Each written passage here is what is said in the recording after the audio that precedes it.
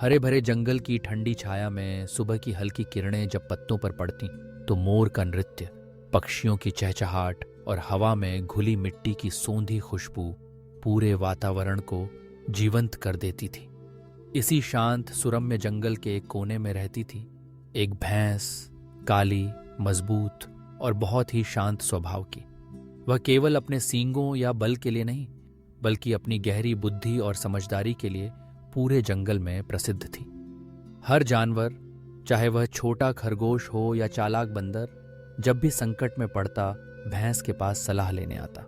उसकी बातें सुलझी हुई होती और उसका व्यवहार सबको सुकून देने वाला। एक दिन जब दोपहर की धूप जंगल के बीच में चुपचाप उतर रही थी, अचानक हवा में एक नया डर समा गया। एक भूखा शेर, जिसकी आंखों में भूख की लालसा और चाल में शिकारी की मक्कारी थी, जंगल में आ धमका। तेज दहाड़ के साथ उसकी उपस्थिति ने पूरे जंगल को हिलाकर रख दिया। पेड़ों की झाड़ियों में छुपे हिरण कांपने लगे और नन्हे खरगोश अपने बिलों में दुबक गए। शेर की नजर जल्दी ही भैंस पर पड़ी। उसकी मजबूत काया और शांत चाल शेर को आकर्षित कर गई। शेर ने सोचा, इतना बड़ा शिकार, आज तो दावत हो जाएगी। धीरे धीरे शेर भैंस के करीब पहुंचा। उसकी दहाड़ से आसपास के सारे जानवर भाग खड़े हुए। हवा में डर और बेचैनी फैल गई, पर भैंस न हिली, न डरी। वह शांति से वहीं खड़ी रही। उसकी आंखों में न कोई डर था, न ही चिंता। शेर ने अपने पंजे आगे बढ़ाए। उसकी आवाज में धमकी थी, अब तेरा अंत निकट है भैंस। पर भैंस ने गहरी सांस ली और शेर से कहा, महाराज, अगर आप मुझे अभी मार देंगे तो आपका पेट भले ही भर जाएगा, लेकिन वह बस कुछ घंटों के लिए ही होगा। सोचिए, अगर मैं हर दिन आपके लिए नया शिकार ढूंढ दूं तो आपको कभी भूखा नहीं रहना पड़ेगा। शेर ठिठक गया। उसकी भूख और लालच ने उसे सोचने पर मजबूर कर दिया। उसने अपनी गर्दन ऊंची की, आंखें सिकोड़कर भैंस की ओर देखा, मानो उसकी बात का मतलब समझने की कोशिश कर रहा हो।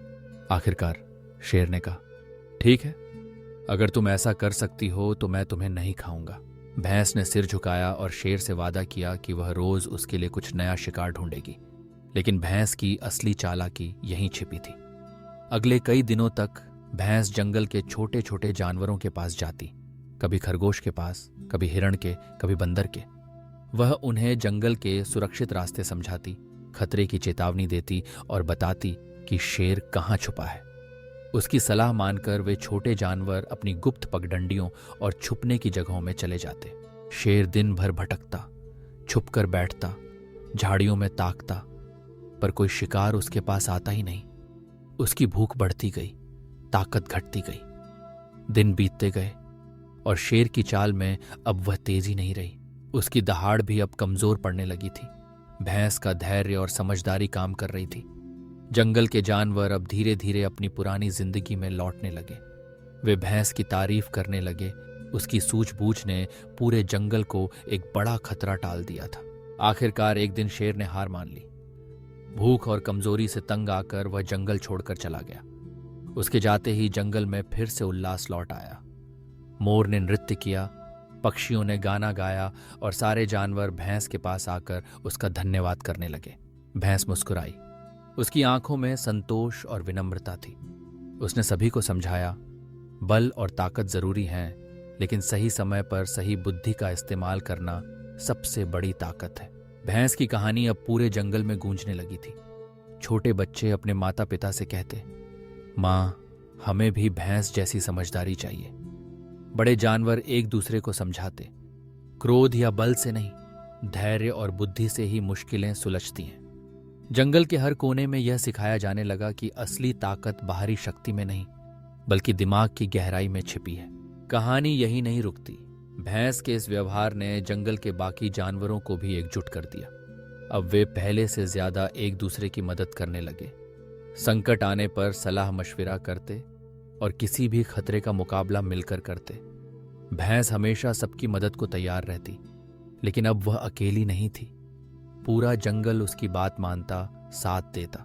भैंस की बुद्धिमानी ने साबित कर दिया कि चाहे सामने कितनी भी बड़ी मुसीबत क्यों ना हो, अगर हम शांत रहें, धैर्य रखें और सही बुद्धि का इस्तेमाल करें तो सबसे बड़ा संकट भी टल सकता है। जंगल के बच्चों को यह कहानी सुनाई जाती और उनसे कहा जाता, ताकत से बड़ा होता है दिमाग और डर से बड़ा होता है धैर्य। इस तरह हरे भरे जंगल की छांव में भैंस अपने दोस्तों के साथ चैन से रहने लगी। उसकी समझदारी और दयालुता की मिसाल आज भी जंगल में दी जाती है और यह सिखाया जाता है कि असली जीत बल से नहीं, बुद्धि से होती है। यही है इस कहानी की सच्ची सीख। बुद्धि और समझदारी ताकत से कहीं बड़ी होती है।